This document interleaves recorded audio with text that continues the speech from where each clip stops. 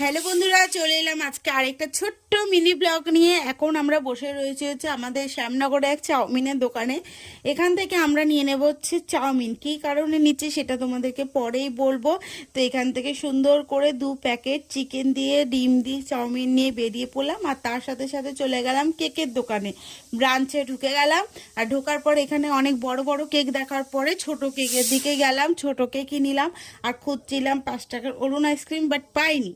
যাই হোক, ওখান থেকে সোজাসুজি বেরিয়ে আমরা ঘরে চলে এলাম। এসে এইবার তোমাদেরকে বলে আজকে ছিল মনের বার্থডে, কিন্তু মনের বাড়ির একটু অসুস্থতার কারণে আমরা কিছুই করিনি। জাস্ট আমরা যেরকম ঘরে কিছু খাওয়া দাওয়া করি সেরকমই কিছু খাওয়া দাওয়ার প্ল্যান করেছি। তো সেরকমই তো মন তো নাই করেছে।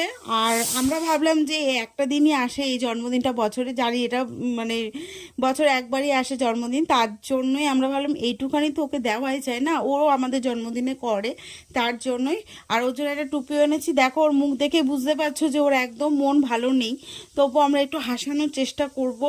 না, তোমরা সবটাই দেখতে থাকো। ওর জন্য একটা টুপি নেওয়া হয়েছে, ডেয়ারি মিল্ক নেওয়া হয়েছে, লজেন্স নেওয়া হয়েছে, ওর পছন্দ মতন জিনিসগুলো নেওয়ার চেষ্টা করেছি।